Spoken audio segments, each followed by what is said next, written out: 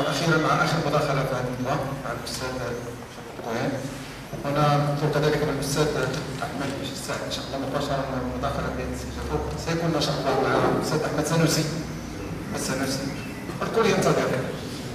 دعوا المسؤول ان شاء الله ندوى باحياء هذه الذكرى ونحييها كذلك فنيا مع الاستاذ الكبير الاستاذ احمد السنوسي ان شاء الله تعالى.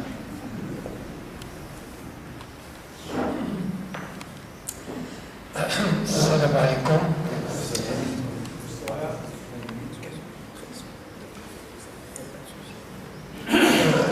Je suis très heureux d'être parmi mes compatriotes, encore une fois.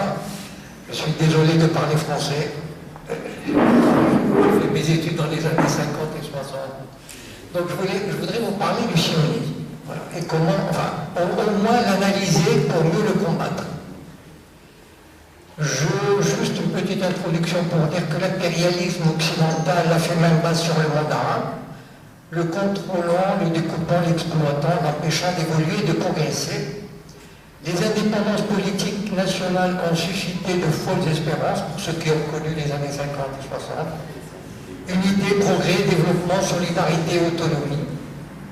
Mais l'impérialisme veillait, car il était illusoire de croire que l'impérialisme allait desserrer son étreinte.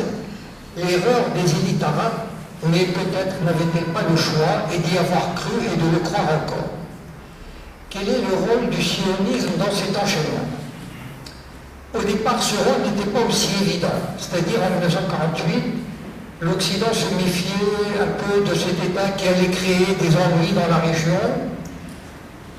Paradoxalement, Israël a bénéficié du soutien du camp communiste. Staline avait fait un mauvais calcul diplomatique. Si Staline n'avait pas appuyé le partage, ce partage n'aurait pas eu. Ah oui, d'accord.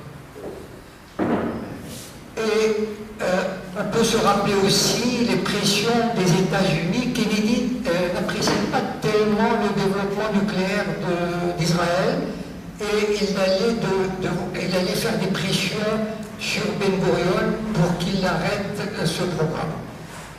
Une des raisons de plus pour lesquelles Kennedy a été assassiné. Voilà. Alors, je voudrais souligner quelque chose comme une espèce d'axiome. Le sionisme ne peut pas faire la paix.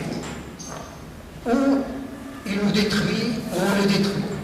Mais il n'est pas question, on ne peut pas arriver à la paix avec lui. Pourquoi? Il y avait une célèbre formule dans les années 60, Israël en danger de paix. Et rappelez-vous le panique d'Israël en 2002 lorsque la Ligue arabe avait offert la paix à Israël, une paix totale. En 2002, c'était la panique, le refus absolu. Alors, pour des raisons internes, il faut connaître ce que c'est la société israélienne pour savoir pourquoi cette société est établie, développée de manière à ne pas faire la paix. Alors, je vais les citer parce que je n'aurai pas le temps malheureusement d'entrer dans les détails. Mentalité guerrière, culte du héros, mobilisation de la population, esprit du sacrifice, menace de guerre civile. Vous savez, entre les orientaux, les occidentaux, etc., enfin, les religieux, mobilisation de la diaspora, aide financière américaine, empêcher l'émigration et surtout, la paix signifie la cohabitation judéo-arabe. Or, pour ceux qui connaissent Israël, moi un jour j'avais fait une conférence sur Israël, en 2004 c'était ma dernière visite, et on m'avait demandé de faire une conférence. Et la première chose, j'avais intitulé ma conférence sur l'invisibilité de la population arabe. C'est-à-dire ils sont 20 à 25% du pays et ils sont invisibles. Ils sont comme Israël a réussi le tour de force, le régime sioniste a réussi le tour de force de contenir la population arabe dans des zones et qu'elle ne se mêle pas aux juifs. Israël est le seul pays au monde où il y a deux systèmes scolaires, de la crèche jusqu'au bac, un juif et un arabe. C'est-à-dire, ils n'ont jamais l'occasion de cohabiter. Ça veut dire qu'en fait, l'esprit de guerre, l'esprit de haine, il est distillé dès l'enfance. Et c'est probablement, imaginez qu'Israël fasse la paix. Ces Juifs et ces Arabes vont se mélanger. C'est la hantise des Israéliens juifs. Leur hantise. Donc il ne faut pas qu'ils fassent la paix. Voilà. Et l'essence du sionisme repose, même s'il fut athée au départ, sur la pureté ethnique. Pendant le mandat britannique, les sionistes ont créé une société parallèle, juive, même dans les kibbutzim, soi-disant ces lieux, etc., communistes. Autre action, sur la Palestine mandataire, il ne peut y avoir qu'un seul nationalisme. Il ne peut pas y en avoir deux. Voilà. C'est-à-dire, c'est une règle établie par le régime sioniste, il ne peut pas y avoir un autre nationalisme sur cette terre. Et je vais vous en apporter la preuve historique. Soi-disant qu'Israël, les sionistes avaient accepté le plan de partage. Bon, c'est la propagande, parce qu'ils savaient que les Arabes allaient le refuser. En 1947, Golda Meir est allée voir le roi de Jordanie. Elle a passé un accord secret avec lui en 1900, un an avant la création d'État d'Israël et un an avant la guerre, et un an avant les nettoyages ethniques. Et qu'est-ce qui s'est passé? La Jordanie, où le roi et Golda Meir se sont entendus pour empêcher les Palestiniens de créer leur État sur la partie qui leur est réservée. Et la Jordanie a rétrocédé, a pris par la force Lod et Ramleh et les a rétrocédés au régime sioniste. C'est-à-dire que dès le départ, il faut savoir que le régime sioniste ne pouvait pas tolérer un autre nationalisme. Évidemment, le génie du sionisme, car c'est un génie, moi je l'appelle et j'ajoute le génie du mal, le génie du sionisme, c'est d'avoir compris que, étant pris dans la première intifada, il a compris qu'il ne pouvait pas continuer dans cette voie. Les régimes coloniaux, comme la France en Algérie, etc., malgré la révolte, malgré la condamnation unanime, ils foncent toujours, ils vont droit dans le mur.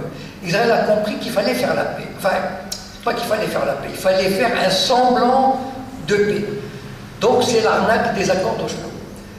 Yitzhak Rabin avait dit, je le tiens de la bouche de l'ambassadeur Yehuda Lankri, ambassadeur d'Israël en France, il avait dit, nous allons sortir Arafat du trou et il va faire ce qu'on lui dira de faire. Effectivement, je ne veux pas blâmer Yasser Arafat, mais il a fait la plus grosse connerie historique qui ait jamais été faite, enfin en tout cas dans cette région. Voilà. Il a fait beaucoup dans les années 60, 70, 80, et malheureusement, les hommes politiques, ils ont cet art qu'ils veulent laisser une place dans l'histoire. Voilà. Ils veulent laisser un nom. Et lui, il a voulu laisser un nom, parce qu'il était complètement perdu en Tunisie.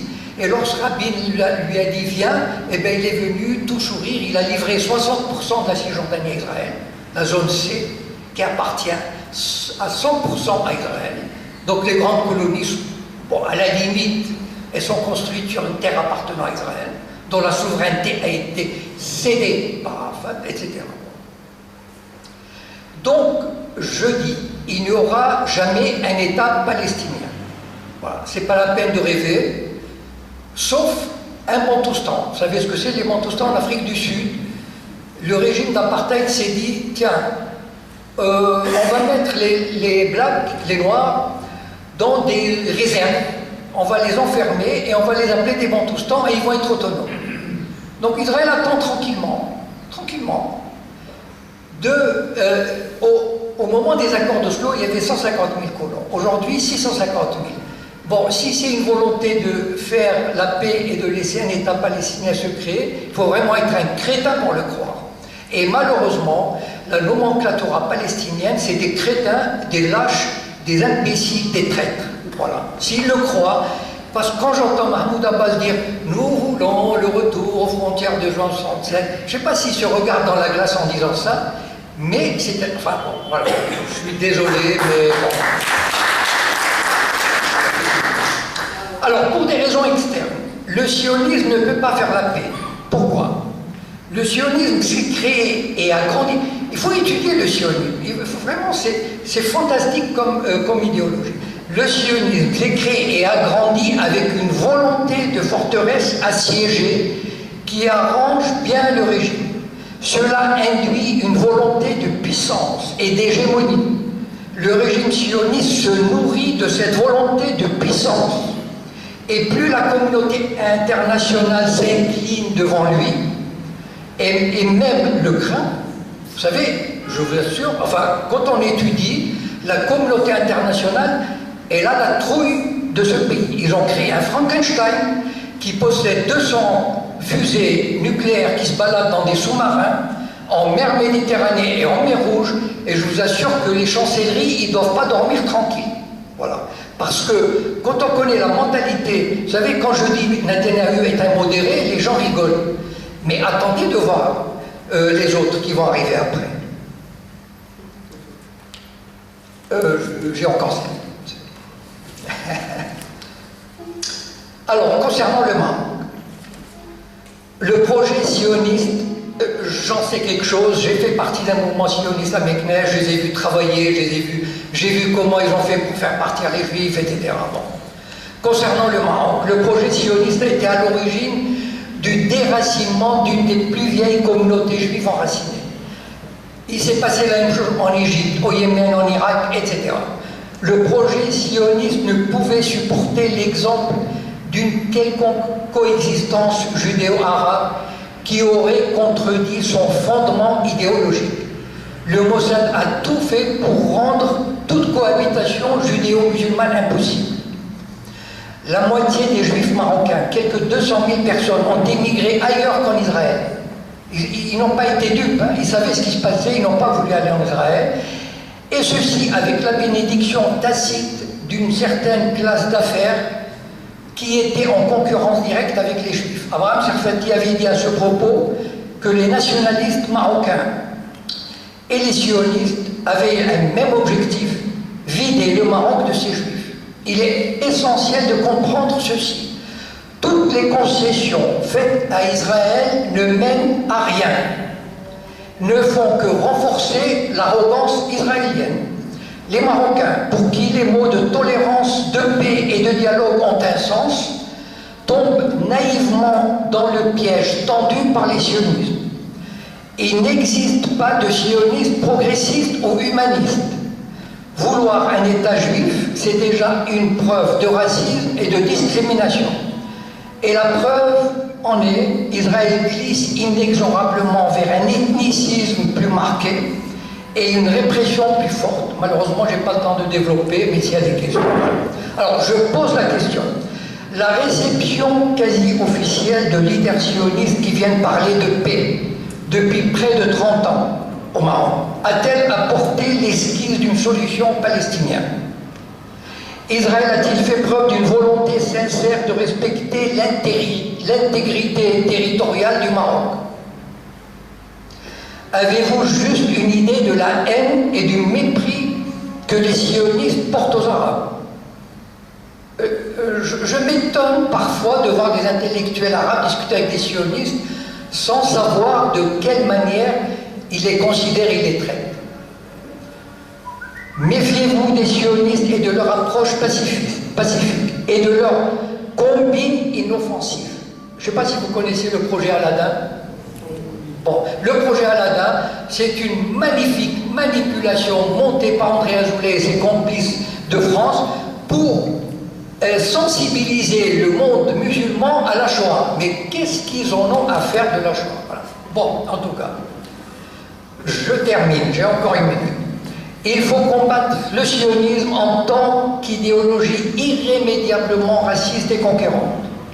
On peut comprendre que l'État marocain, qui a des intérêts diplomatiques et économiques à faire valoir, prenne des positions qui nous heurtent. Mais nous, militants de la société civile, nous ne devons pas faire preuve de tel ménagement. Nous défendons une cause, non seulement juste, mais qui va dans le sens de l'histoire. Défendons-la donc avec intelligence, avec lucidité, avec courage, avec détermination.